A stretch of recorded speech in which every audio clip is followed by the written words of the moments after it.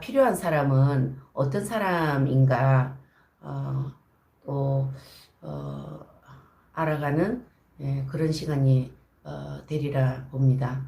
음, 우리가 살아가면서 마음이 힘들다 또는 마음이 아프다 혹은 숨이 막히고 답답하다 또는 치밀한 사람과의 사별이라든지 또 가깝게 지내던 사랑하는 사람과의 이별이라든지 그리고 예상치 못했던 크고 작은 사건들을 통해서 마음이 아프고 마음이 힘들고 또 이 현실의 문제를 어떻게 극복해야 될지 버겁고 이 난처한 경험들을 사람들이 하고 살아가는데요. 그럴 때마다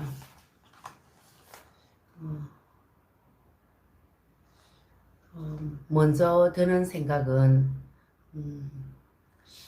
이 지금의 이 힘든 마음을 누구에게 먼저 말을 할까 라고 고민하게 되고요.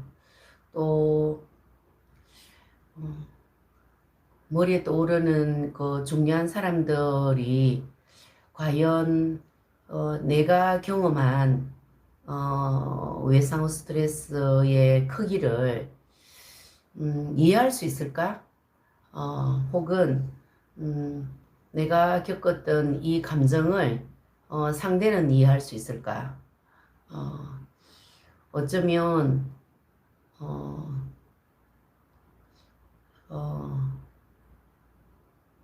이 어려운 얘기를 내가 하는 순간 상대에게 민폐가 되고 또 그 사람에게 내가 고민을 하나 더 얹어주는 그런 고통스러운 인연과 고통스러운 생각으로 이 대화가 이어질까봐 두려움이 앞서서 상대에게 차마 내가 겪었던 걸 있었던 그대로 일종의 팩트죠. 그 사실을 전달하기가 쉽지가 않습니다. 제가 미술치료를 배우고 미술치료를 연구하고 미술치료를 현장에서 적용하는 과정이 25년 가까이 되었습니다. 미술치료는 심리치료의 한 가지 방법인데요. 미술로 상처받은 사람들의 마음을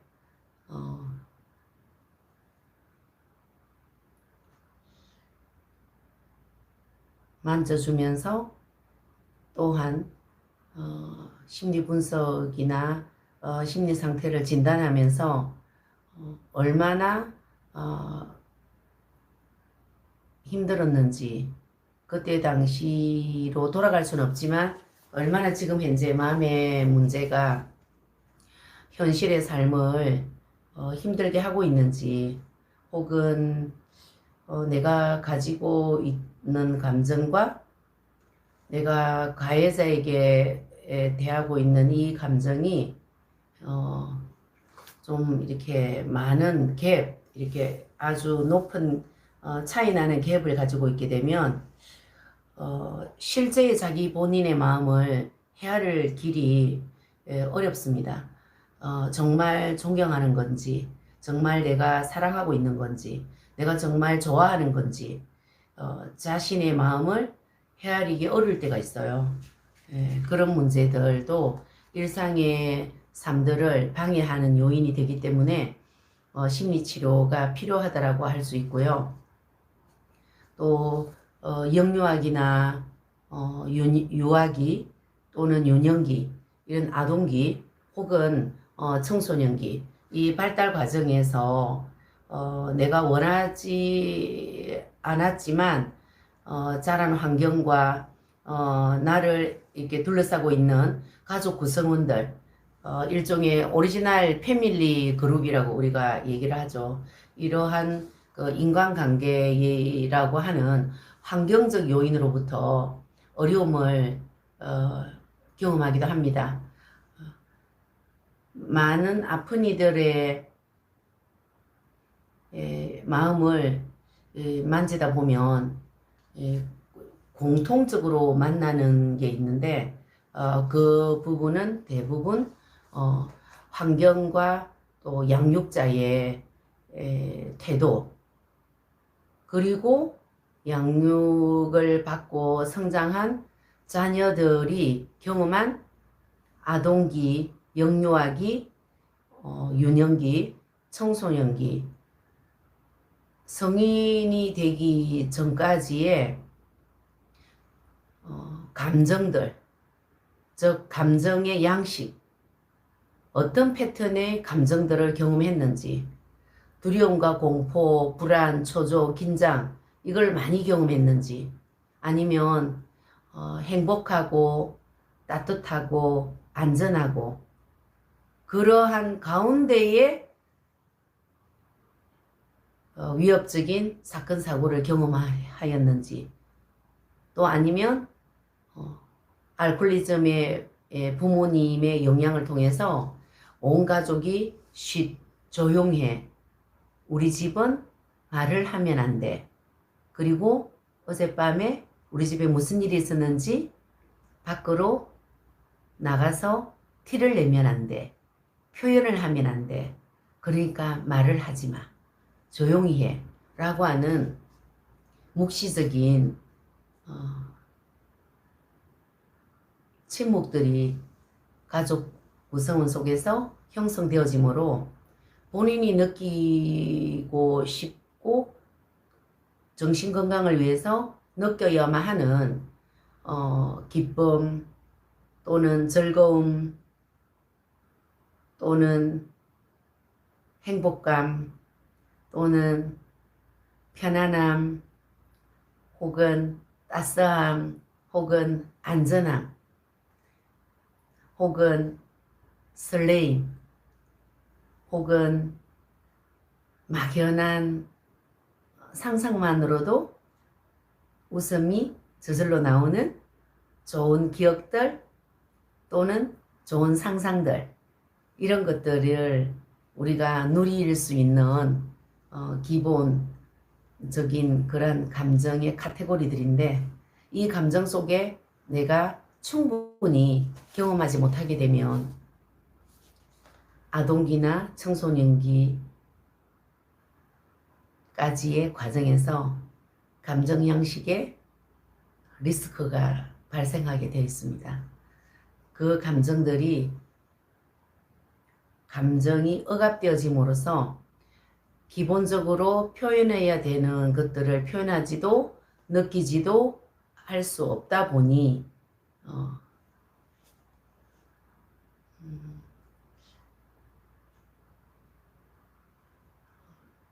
숨기게 되고 억제하게 되고 갈등하게 되고 포기하게 되는 거죠. 그러한 감정들이 우리에게 지속적으로 혹은 간헐적으로 혹은 간접적으로 혹은 은유적으로 경험하면서 성장을 하게 된 사람들은 본인이 무엇을 좋아하는지 솔직하게 자신을 드러내는 것을 매우 두려워합니다. 또한 내가 지금 무엇을 간절히 하고 싶은지, 원터 혹은 니드에 대해서 원하고 바라는 것들에 대해서도 소극적이 되고 억누르게 되고 결국에는 말을 하지 않는 것을 통해서 자신의 솔직한 것들을 숨기게 되기 때문에 활짝 웃으면서 속내를 드러내는 건강한 자아 개념을 형성하는 데에 걸림돌이 되는 것이 성장 과정에서 경험하는 트라우마 혹은 지속적인 스트레스로 인한 후유증이다라고 볼 수 있겠습니다. 현대인들에게 이게 많이 드러나고 있는 것은 억압된 부모, 억압된 위 어른들의 개입이 점점 비현실적으로 적용되어지지 않는 그런 문제도 있겠지만 개인의 자아 개념이 건강해지는 존중의 교육들을 사회적으로 많이 경험하게 됨으로써 본인이 가지고 있었던 힘든 마음의 문제들을 하나씩 드러내는 건강한 사회의 영향을 받았다고도 할 수 있겠습니다. 미술 치료가 어떻게 한국에서 태동을 하고 또 미술 치료사들이 초기에 어떤 부분을 주로 다뤘는지 하는 부분은 앞으로 수업을 통해서 나눠갈 것이고요.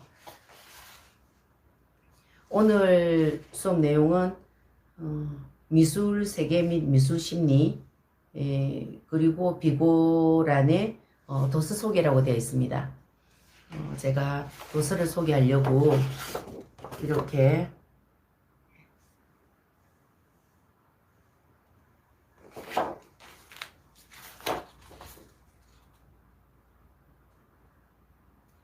준비를 해봤습니다. 미술치료사 혹은 미술치료학에 연관된 이 미술이라고 하는 것은 인간이 삶을 유지하면서 삶 가운데서 느끼는 두려움이나 공포를 해결하기 위해서 신에게 기도를 하는 것 같은 그런 마음으로 힘 있는 동물을 벽화로 그린다거나 또는 꿈속에서나 나타난 수호천사 같은 그런 본인의 마을과 본인의 신체를 보호해 줄 것 같은 기대 심리에서 이 벽에, 돌 위에 또는 가죽 위에, 흙 위에도 본인들이 보호를 받기 위해서 혹은 축복을 받기 위해서 표현을 하기 시작한 것이 어쩌면 미술의 시작이라고 할 수 있겠습니다. 미술은 아름다움을 표현하고자 시작한 것은 목적이 아니었던 것 같아요. 삶 가운데서 어려운 이 문제들을 어떻게 해결을 할까?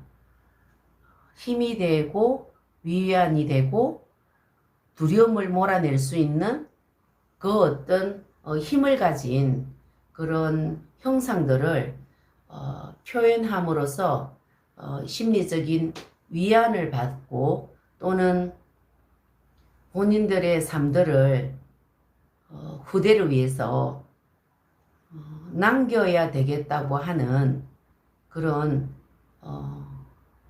순수한 마음에서 미술 표현이 시작되었다고도 할 수 있고요.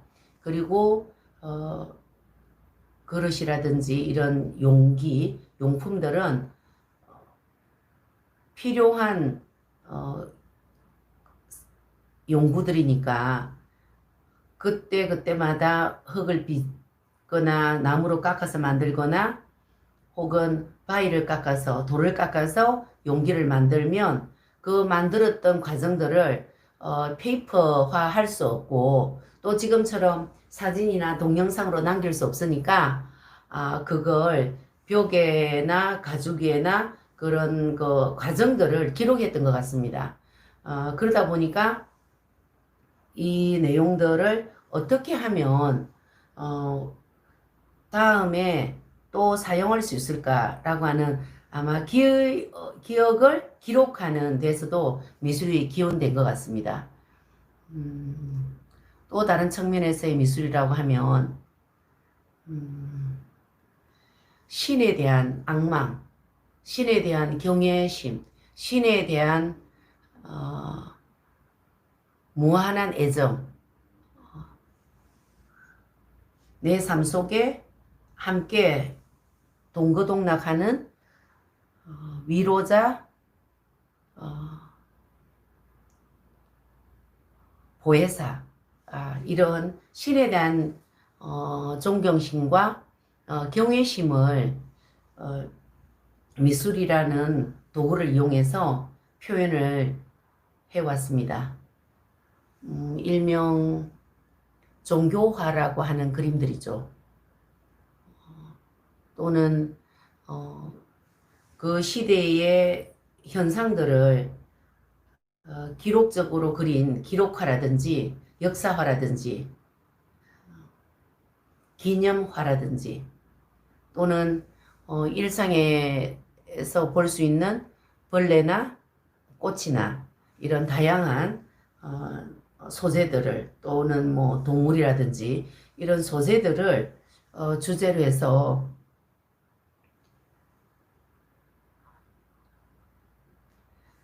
사물에 대한 애정을 표현하기도 한 거죠. 미술이 중요한 그런 사람들에게 언어와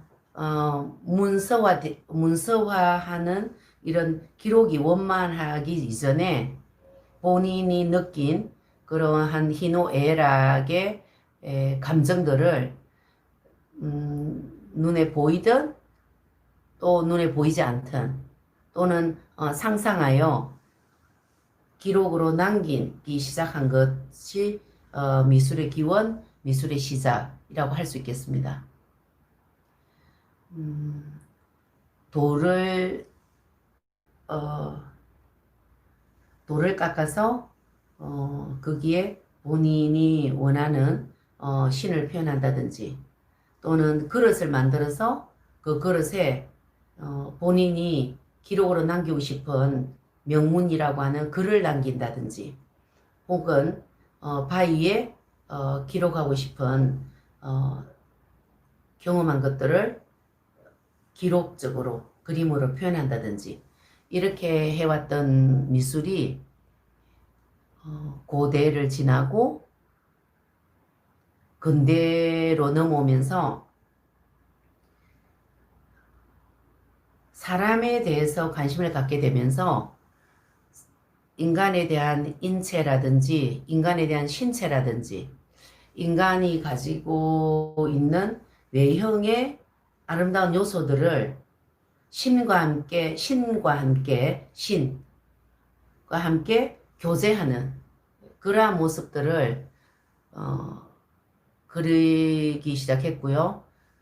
그리고 신을 떠나서 한 사람의 인간이 아름다움을 추구하고 이 개인적인 그러한 그 미적인 감각을 발견하고 기록하기 위해서 해화라고 하는 그림이라는 부분으로 발전되어진 거죠.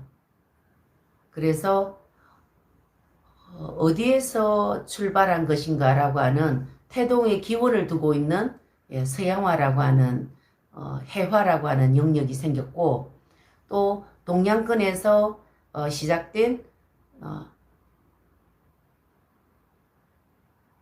동양미술, 한국미술, 중국미술, 일본미술처럼 그 나라 지역을 중심으로 철학과 정서를 중심으로 풍경화 혹은 산수화 혹은 인물화 혹은 삶을 기록으로 남기는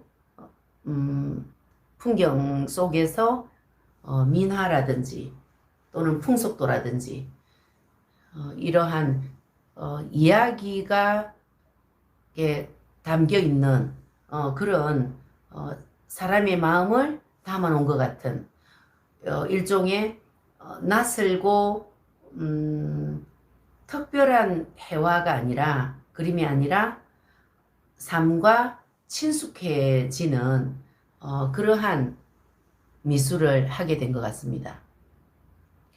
그리고 그것이 현대 미술로 넘어오면서 장르가 불투명해졌다고 할 만큼 이 미술이 다양하게 발전하고 변화되어 오다 보니 회화를 전공한 학생도 도예와 함께 회화적인 평면 작업으로 부조 작업으로 다양한 표현을 하고 있고 또 도예를 전공하신 분이 회화의 이미지를 형상화해서 도예의 회화성이 가미된 독특하고 개성 있는 그런 작품들을 또 만들어내고 빚어내기도 합니다.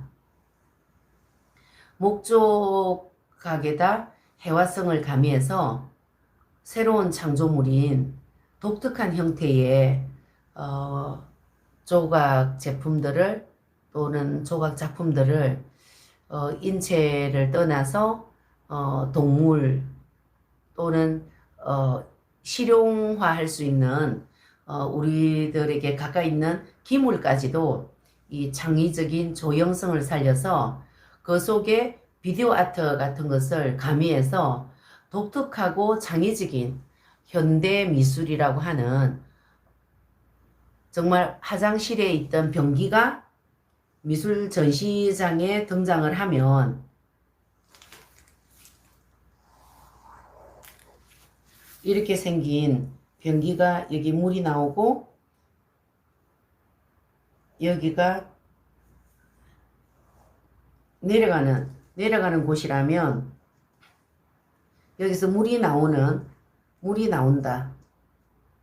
이게 변기예요. 이게 물이 나온다는 것 때문에 제목이 샘입니다. 샘. 이러한 표현들은 현대미술에서 나타난 표현들이죠. 미술치료는 이러한 다양한 예술적인 표현으로 성화되어지는 높은 개념의 미술이라고 하는 차원이 무한정하고 또는 표현의 그 선택하는 작가들의 선택하는 그 표현의 크기나 표현 방식이 매우 개인적이고 독창적이고 또는 종합적인 그런 표현들을 하는 것을 이 심리치료에 도입을 했다. 또는 심리치료에 활용을 했다. 혹은 미술이라고 하는 이 언어, 미술도 또 하나의 언어를 대신할 수 있는 아주 소중한 표현이거든요. 그래서 그 미술이라고 하는 도구를 활용을 해서 크고 작은 마음의 상처들을 만지고 또는 그 표현하고 하는 그 내용들을 시각적으로 표현되어지는 과정들을 영상물로 보관하고 좋은 자료로 활용할 수 있기 때문에 미술이라고 하는 그 미적인 기술이라고 하는 것의 개념이 반드시 잘 그려야 하고 반드시 예쁘게 표현해야 되고 반드시 아름답게 표현되어지는 것이 미술이 가지고 있는 핵심 개념이 아니에요. 아름다울 미자에 기술 술자를 썼다라고 하는 것은 매우 철학적이고 매우 심오한 가치를 가지고 있는 그런 부분이라고 할 수 있겠습니다. 그렇기 때문에 아름다운 기술은 개인의 감정과 개인의 경험과 개인이 어떻게 표현하는가에 대한 지극히 창의적인 가치에 있는 것이 아름답다라고 하는 것이지, 타인이 그려놓은 것을 똑같이 모방하고 똑같이 미화시키거나 똑같이 복사하여 표현한 것을 우리가 아름답다라고 하는 표현을 하지 않는다는 거죠.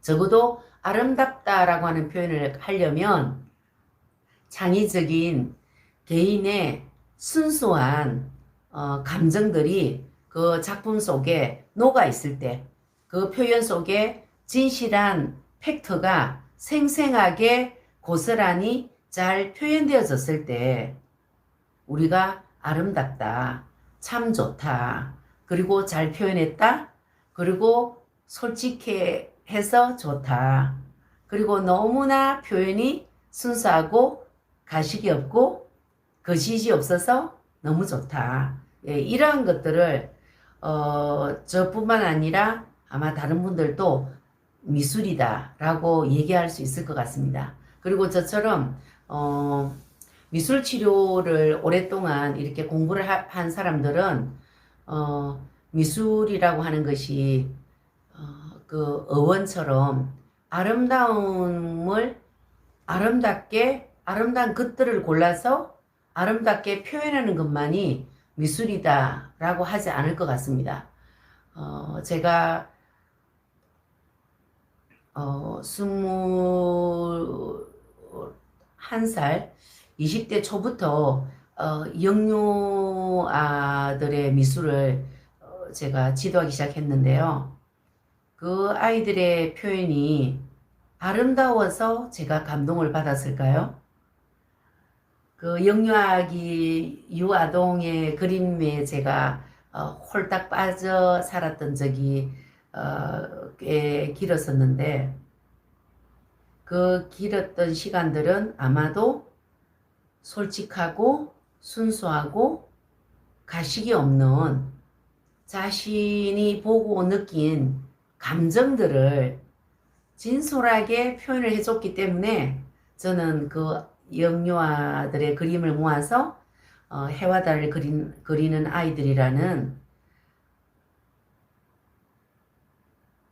미술전을 우리나라 최초로 제가 열어줄 수 있었던 거죠.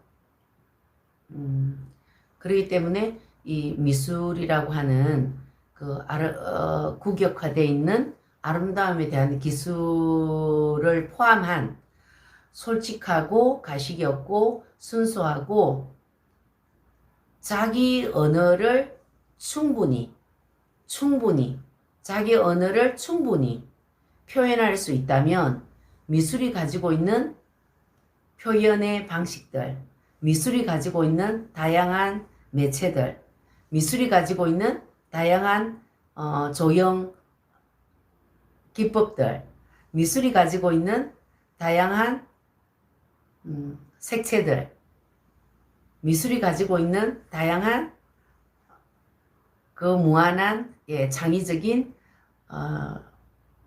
영감들을 본인의 상처를 치료하고 치유하고 자신의 이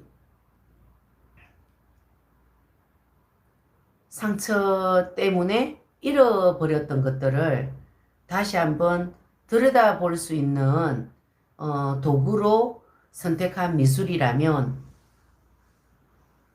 무서웠던 공포의 그림도 그릴 수 있을 것이고, 또 내가 가해자에게 이렇게 나도 가해를 하리라 라고 하는 위협적인 그림도 그릴 수 있는 거고요.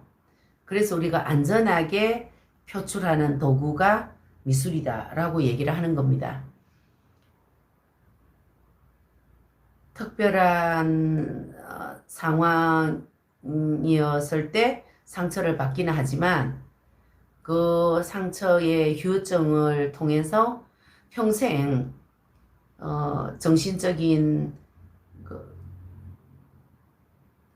건강을 잃어버리고 부정적이고 불편하고 안타까운 삶을 살아가게 된다면 누구나 다 건강을 회복해서 마음을 회복해서 그 상처들을 회복해서 본인에게 주어진 삶들을 잘 누릴 수 있도록 돕고 싶어질 것 같습니다.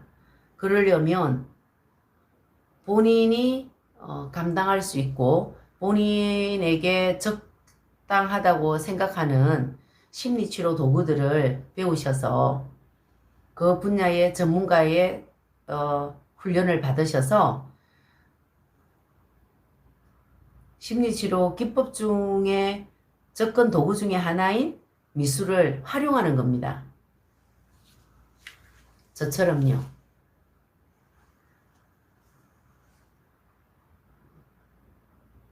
그래서 미술치료사는 미술을 전공했다고 해서 미술을 잘하는 이런 부분이 아니에요. 미술을 전공하지 않아도 미술 표현을 도울 수가 있습니다. 그것은 상대방의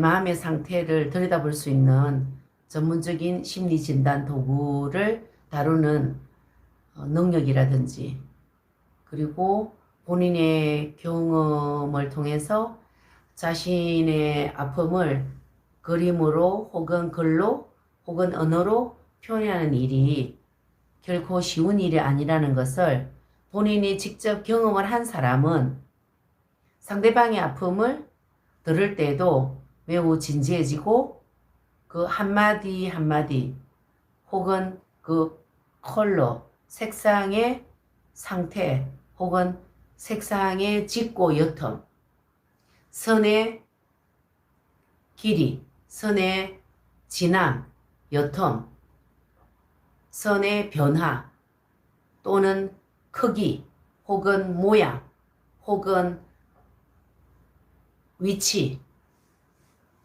이러한 부분을 내담자가 표현했을 때 그 그림들을 따라가면서 마음을 같이 따라가 줄 수 있는 준비된 훈련이 필요한 것입니다. 미술을 잘 한다고 해서 미술치료사의 역할을 잘 한다는 것은 아닐 수도 있다는 것을 말씀드리는 것입니다.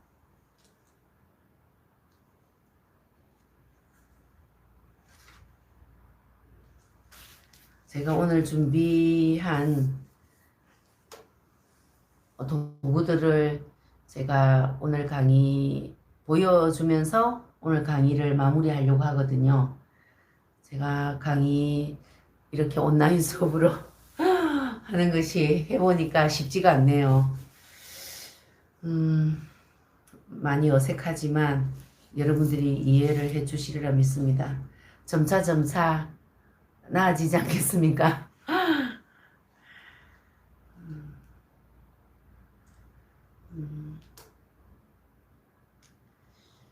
우리가 그 미술 심리라고 하는 용어를 쓰는 경우가 있는데요. 심리 미술이라고 하기도 하고 미술 심리라고 하는데 미술의 내담자의 심리 상태가 투사가 됩니다. 투사 그림을 통한 진단, 그림 투사를 통한 진단, 이것도 역시 점차적으로 수업이 진행되어지면서 여러분들하고 저와 경험하게 될 것입니다.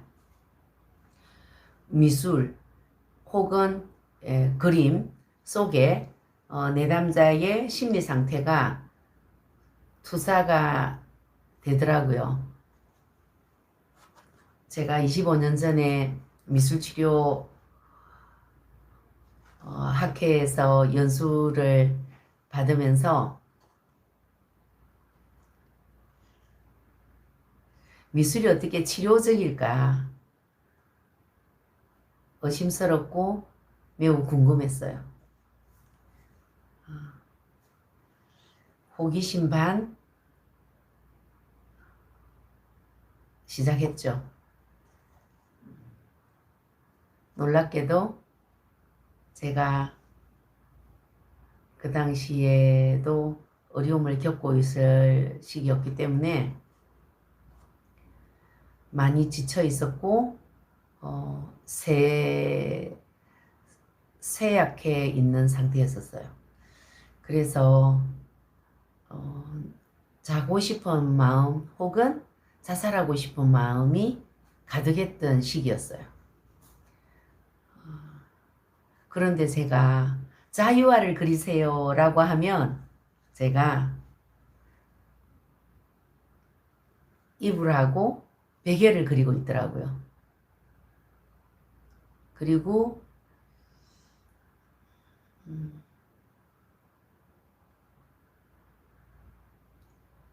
언덕에 낭떠러지에 멋있는 소나무가 이렇게 바닷가를 바라보는 아슬아슬한 그런 풍경을 제가 그리기도 했거든요.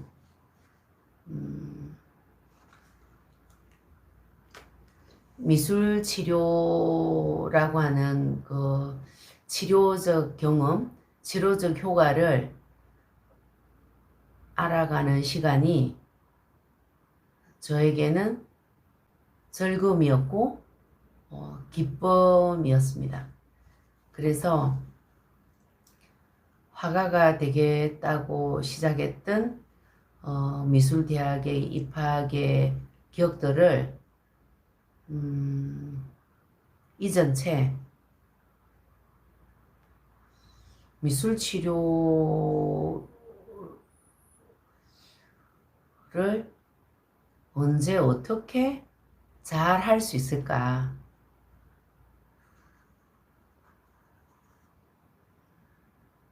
생각을 많이 했던 것 같아요. 본인의 내면에 가지고 있던 상처라고 하는 트라우마의 개념은 쉽게 지워지지 않는 기억을 그림으로 그리는 것도 미술심리라고 할 수 있고요. 또 생각지도 못하고 까맣게 잃어버렸거나 새카맣게 잊어버렸던 수십 년 전에 사건 사고에 그 억압되었던 정서가 미술치료사의 지시적인 안내에 의해서 안전하게 그림 속에 투사가 되어지는 것들을 해가 거듭될수록 그 진지함을 경험하게 되니까 박사까지 공부를 해야 되겠다라고 하는 결심을 하게 된 것 같아요. 한 해, 두 해 미술이라고 하는 것이 치료가 되어지는 그런 안전한 도구라는 것을 알게 되면서 제 무의식 속에 오랫동안 가두었던 억압된 정서들이 미술치료 경험의 횟수가 더해짐으로써 그것이 드러나는 것을 제가 경험하게 됐습니다. 그렇다 보니까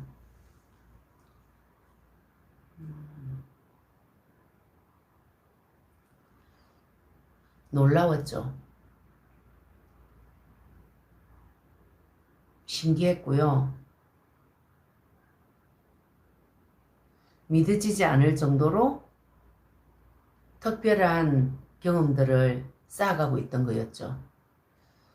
잃어버린 웃음을 가졌는지도 모르고 살아가는 사람들에게서 웃음을 언제 잃었는지 또 미술심리 표현에서 드러나게 되고, 어머니에게 받은 상처인지 아버지에게 받은 상처인지 도무지 알 수 없던 불완전하고 불쾌했던 경험들이 미술이라고 하는 표현 속에 고스란히 기록으로 남는 것을 제 눈으로 보며 살아가고 있는 거죠. 의도적으로 부모님과의 힘들었던 과거 시간 혹은 형제들로부터 받았던 말 못하는 사건 사고의 스트레스, 그리고 학교나 학원을 통해서 또는 동네나 마을이나 아파트 단지에서 경험했던 수치스러운 그러한 사건들을 누가 알지 못하도록 억압되어 있기 때문에 그것이 안전하다고 느끼지 않는 때 그것을 드러낸다는 것은 본인이 얼마만큼의 상처를 갖고 있는지를 가늠할 수 없을 정도의 위협적인 환경에 노출되어 있다라고 볼 수 있겠습니다. 근데 그러한 마음도 미술이라고 하는 과정을 통해서 드러나더라는 거죠.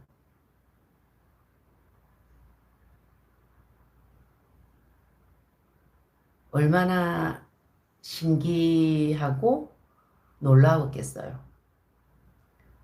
어떻게 그림 속에 아버지가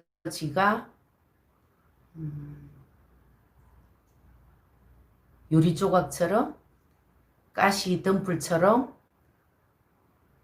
걸어다니기 힘든 산처럼 공격적이고 무서웠고 두려웠던 아버지의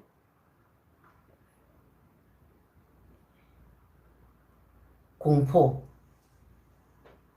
그리고 두려웠던 그 시간이 어떻게 그 자녀의 그림 속에 투사가 될 수 있느냐는 거죠.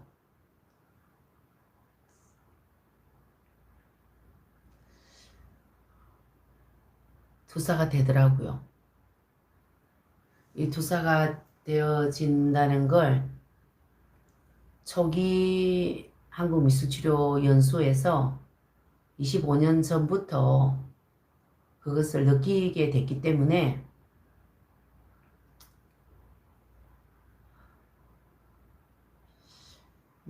이 분야를 알고 싶을 때까지 공부를 해봐야겠다 라고 하는 결심이 있었던 것 같아요. 그래서 화가가 될 거야.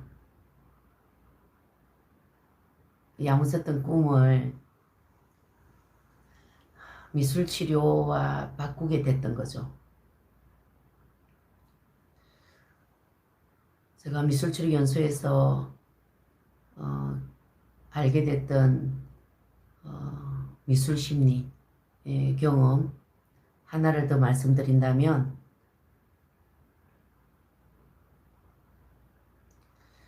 어머니로부터 5세에 버려졌던, 고원에 버려졌던 아이의 그림 속에, 그 아이가 그린 그림 속에 이 가슴 부분에 새카맣게 자기가 마음이 멍들었다는 것을 표현한 유아의 그림을 보고도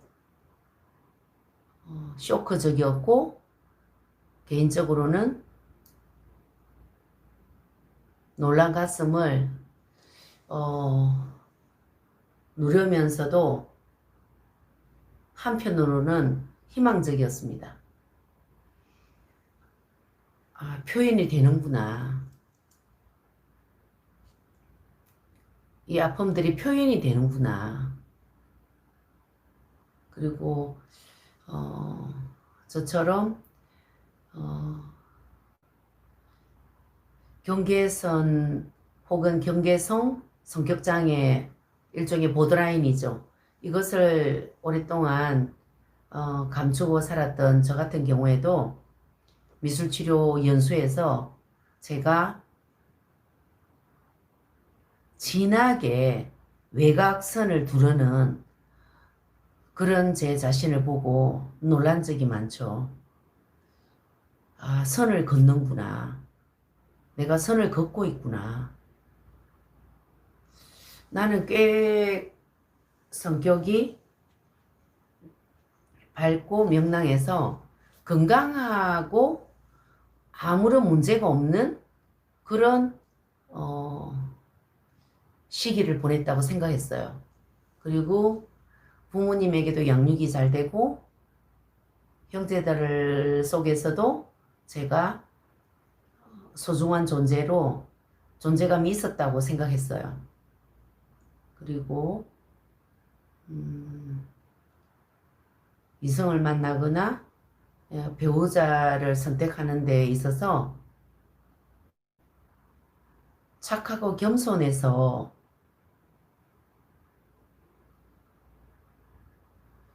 눈이 높지 않다고 생각했습니다. 그게 아니더라고요. 착하고 겸손해서 눈이 높지 않는 게 아니라 제가 몰랐던 트라우마를 가진 클라이언트였던 사실입니다.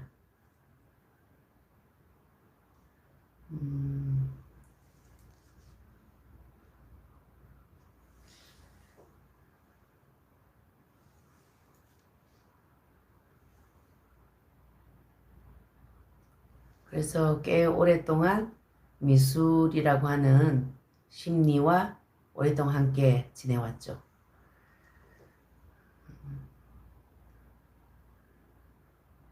여러분과 함께 이 한 학기 동안 미술치료라고 하는 과목을 통해서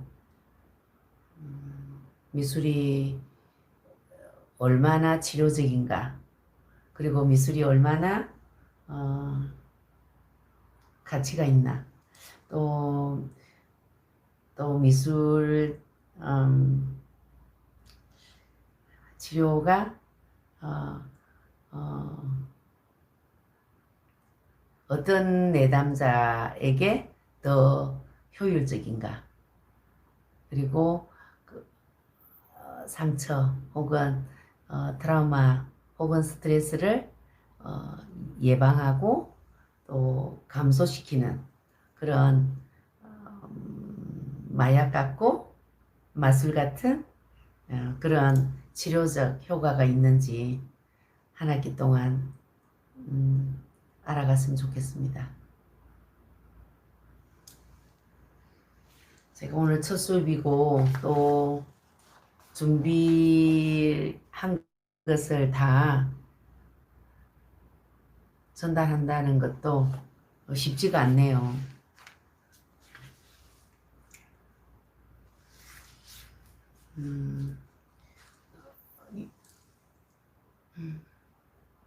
제가 이 시간을 통해서 전달되어지지 않는 부분은 밴드를 통해서 제가 표현하기로 하겠습니다.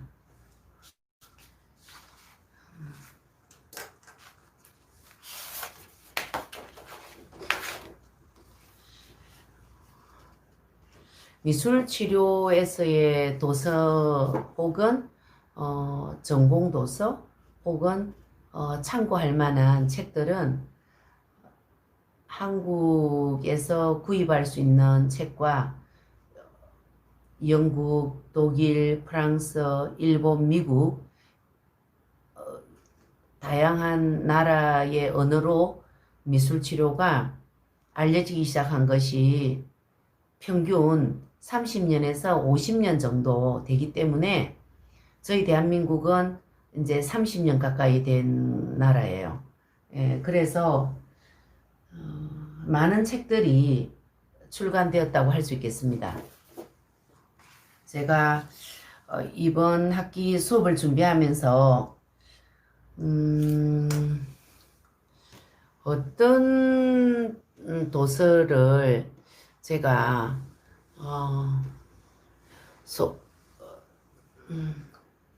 도서를 소개할까, 또 어떤 도서를 주 교재로 사용할까 많이 고민했어요.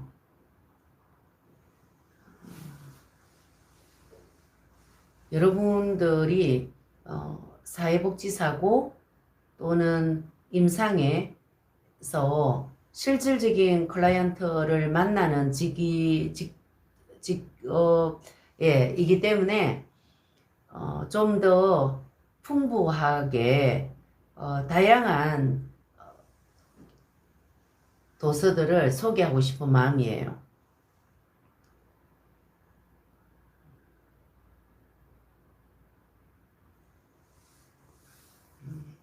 그냥 제가 여기 책상에 준비한 대로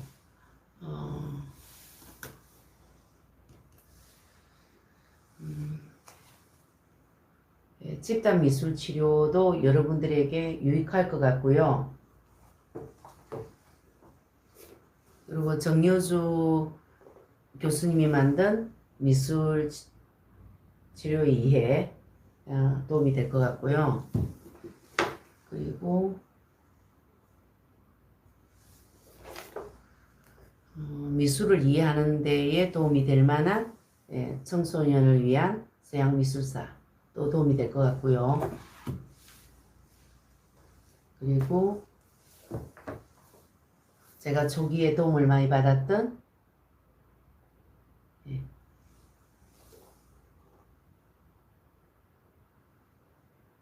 최재영 교수님이 만든 책입니다.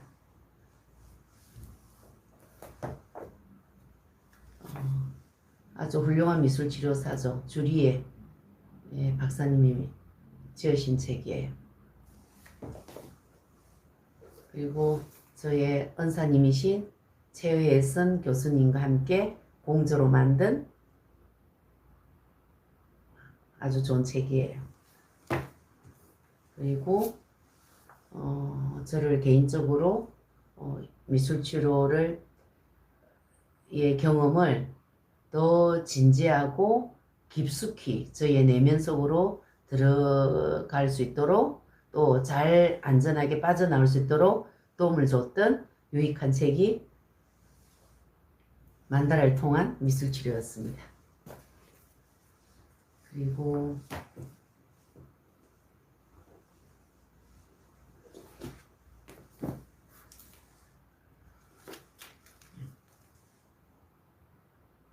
이 교재도 도움이 됐고요.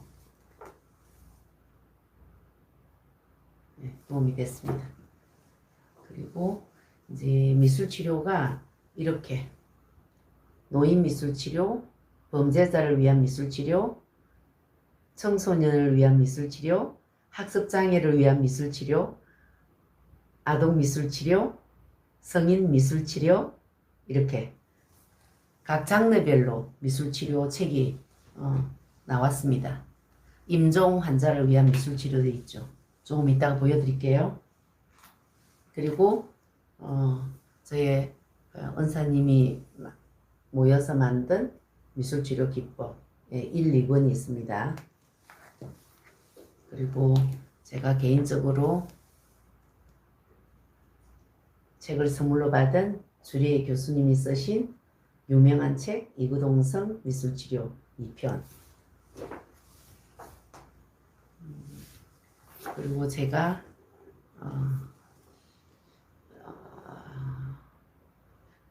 해결 중심 혹은 단기 상담 치료 전문가로 제 색깔의 심리치료 도구로 사용할 때에 하기 시작할 때에 이론적인 기본 베이직이 되어줬던 에릭 에릭슨의 인간 발달, 인간 이해의 도서입니다.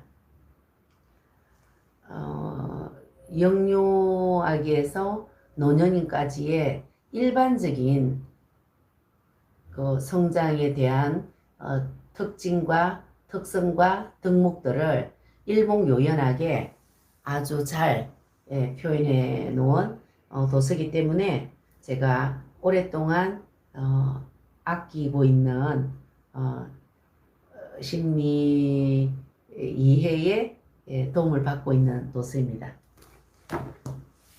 그리고 제가 책 제목을 되게 좋아합니다.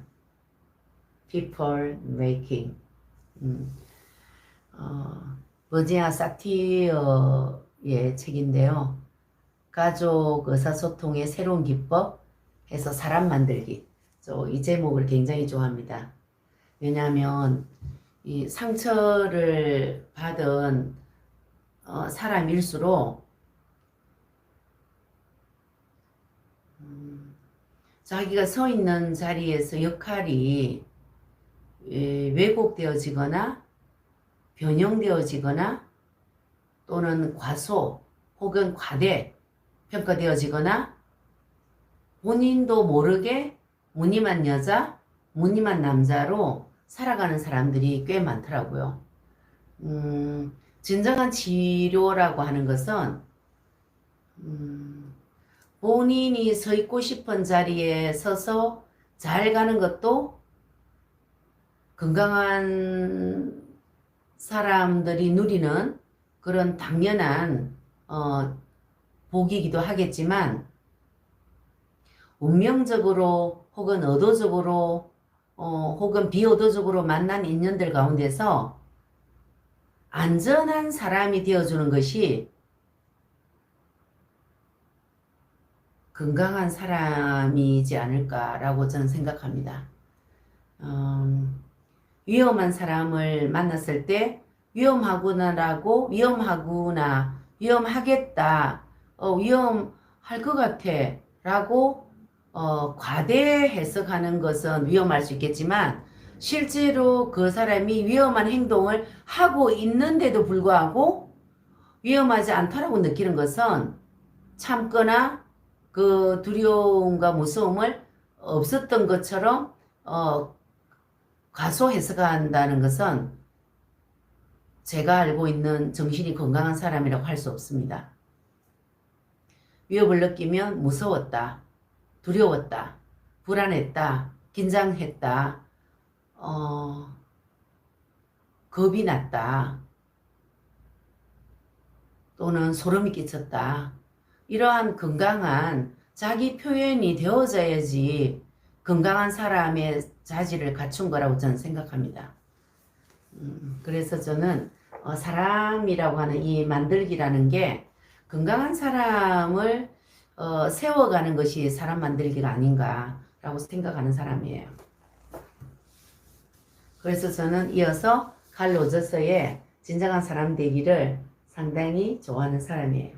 그래서 제가 중고등학생 또 방황하는 대학생들 진로적성 기질 검사에 제가 3가지 이론 모델을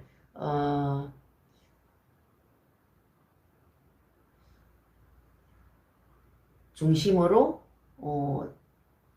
제가 원인이 뭔지 찾아주는 그런 일을 하고 있는데요. 그 3가지 이론의 중요한 역할을 하는 사람이 칼 로저스와 에릭 에릭슨과 구스타프 칼융이라고 할 수 있겠습니다. 그 외에는 저를 지금까지 심리치료 받을 수 있도록 심리치료가 될 수 있도록 미술 치료라고 하는 도구를 소개해 준 사람과 또는 그 연수 기간과 박사 과정을 마치는 과정까지의 그 8년 6개월이라는 기간 동안에 만났던 지도 교수님과 은사님들, 전공 교수님들의 헌신적인 사랑, 제게 이 일을 할 수 있도록 도와주신 분들이죠. 그리고 또 제가 알게 모르게 제가 아픈 이들과 함께 하면 할수록 더 영향 있고 더 제가 아픈 이들과 겸손하게 조우하고 교제하고 공감할 수 있도록 영육 간의 강건함을 위해서 기도해 주시는 귀한 분들 덕분에 제가 쉽지 않은 이 길을 오랫동안 걸을 수 있고 최근 들어서 저를 찾는 분들이 많아졌는데 그분들과의 교제를 해 나가는데 좀 도움이 되는 일들이 뭐 다 말을 할 수 없지만 사회복지대학원 학생들도 있다고 할 수 있겠습니다. 가톨릭대학교 사회복지대학원 수업을 올해가 20년째 하고 있거든요. 20년째 한 대학에서 미술치료를 수업한다는 건 행운하잖아요. 그리고 특별한 일이고 제가 부족하고 또 미숙하고 이런 걸 다 알고 있음에도 불구하고 사회복지대학원에서 저를 이렇게 20년째 불러주셔서 여러분들에게도 감사드립니다.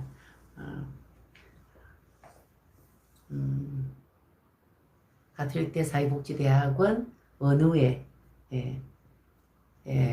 회장님을 비롯해서 관계자들께서도 제 수업을 많이 홍보하였다고 들었습니다. 감사드립니다. 우리가 그 미술이라고 하는 것을 통해서 심리가 투사가 된다고 제가 조금 전에 말씀드렸는데 그림을 통한 심리진단,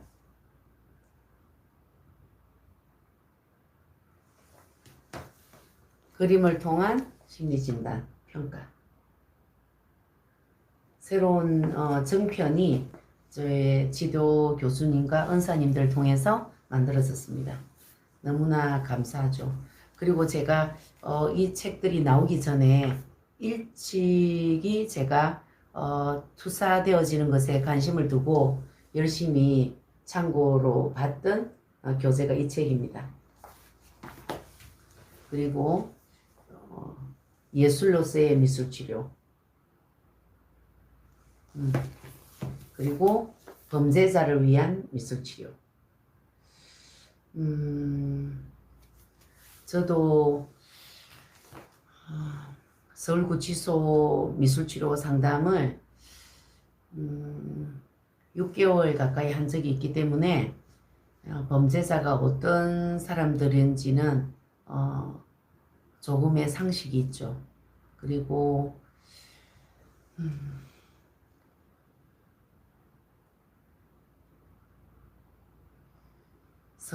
성폭행을 한 가해자 23명이 모여있는 집단 미술치료를 제가 경험했습니다. 그분들은 누가 봐도 범죄자라고 할 수 있죠. 범죄자도 악하고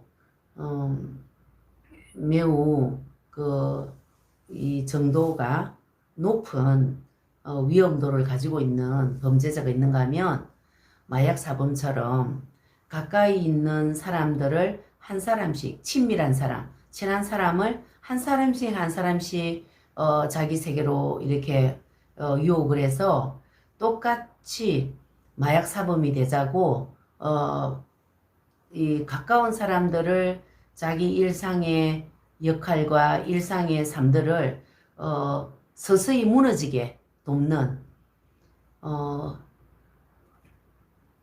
소극적인 것 같으나 적극적이고 적극적인 것 같으나 소극적인 그러한 범죄자 집단도 제가 집단으로 만나봤습니다. 자, 이렇게 범죄자로 지명이 되는 지목되는 그런 사람들 집단, 마약 사범 집단, 성폭행 가해자 집단 또는 살인을 10회 이상 한 사람 이러한 사람들을 대상으로 미술 치료를 경험해 봤습니다. 이 특수한 사건 사고에 연루된 사람들이기 때문에 일반적인 미술 치료의 그 미술 치료 프로그램으로 세팅을 할 수가 없거든요. 그리고 미술 치료가 구조화 혹은 비구조화로 진행이 되는데 그것을 할 수가 없는 거죠. 그래서 다르게 이제 집단을 외집단으로 만들어서 그분들에게 적절한 미술치료 기법으로 세팅을 한 게 범죄자를 위한 미술치료라고 할 수 있겠습니다. 그 다음에 제가 이런 책도 있어요. 스트레스 감소 방안을 위한 임상미술치료 실제. 좋은 책들이 지금 제가 보여주는 것 말고도 엄청 많거든요. 이게 제 노문지도 교수님, 은사님이 쓰신 책이에요. 미술치료와 신경과학. 나온 지 얼마 안 된 책이에요. 그리고 이 책도 제가 존경하는 교수님들이 제 노문지도 은사님과 함께 만들어낸 책이네요. 마음을 나누는 미술치료. 그리고 유흥관점에서 본 정신분석적 관점에서 본 임종 환자들의 그림. 예. 이 내용도 미술심리, 심리미술이라고 할 수 있겠죠. 그리고 최근에 또 나온 책인데요. 심리상담 이론과 미술치료. 미술치료사들이 오랫동안 기다려온 책이라고 합니다. 학생 혹은 교육자, 치료사 이 책을 꼭 읽어보세요라고 하는데 저는 사회복지사들도 미술치료를 올바르게 이해하려면 참고해도 될 것 같습니다. 그리고 영남대학교 미술치료연구회에서 만든 미술치료 개론도 있습니다. 그리고 제가 임상 이 미술치료를 10년, 20년 이렇게 오랫동안 해오면서 늘 내담자의 색채, 색깔, 색상 매우 관심이 많았습니다. 그래서 제가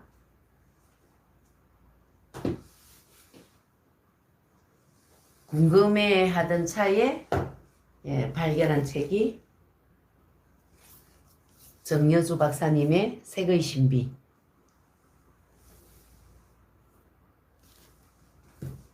그리고 닥트는 색채는 닥트, 컬러는 닥트. 그리고 색의 신비. 색의 신비.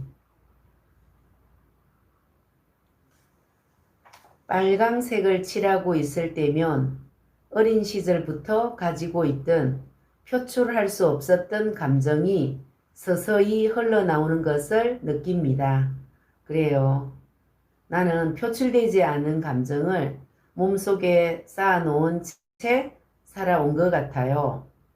그렇지만 그것을 한마디도 표현할 수 없었지요. 그만큼 남편에게 분풀이를 했던 것일까요?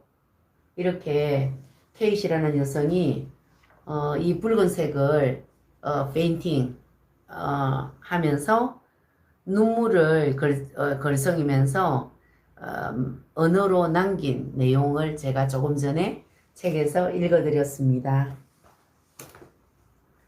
그리고 제가 색채의 본질을 공부하면서 사람들이 그림으로 그려지지 않는 때 감정은 있어요. 그림으로 그려지지는 않는데 느낌이 있어요. 근데 그것을 어떻게 표현할까? 가장 단순하고 또 쉬운 표현이 뭘까? 생각하다 보니 제가 색상으로 표현하는 것을 내담자가 자연스럽게 하고 있다는 사실을 제가 확인하게 됐습니다. 그러다 보니까 이제 그만 공부해야지 하면서도 계속 공부를 하게 된 게 색채 심리에 관한 공부였어요. 스위스 색채 심리, 독일의 색채 심리, 일본의 색채 심리, 한국의 색채 심리, 영국의 색채 심리, 미국의 실용 심리, 그 외에 종교의 색, 그리고 자연색, 그리고 문화색, 그리고 기호색, 그리고 병리색,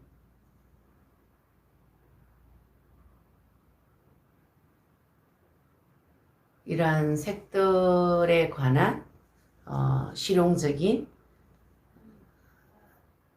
심리치료 적용 기법을 연구하고 터득해서 치료에 적용하고 있습니다. 여러분, 1시간 넘도록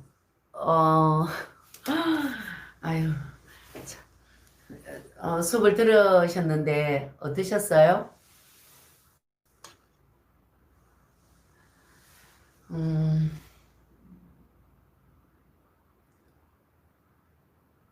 좋았기를 바랍니다. 그리고 다음 주 수업이 미술치료의 필요성 및 효과, 매우 중요한 내용을 일찍 시작했네요. 제가 다음 주에는 이 주제에 맞게 준비하도록 하겠습니다. 오늘 수업을 수강해 주신 여러분은 미술치료사의 입문을 시작했다라고 해도 되겠습니다. 감사합니다. 수고하셨습니다.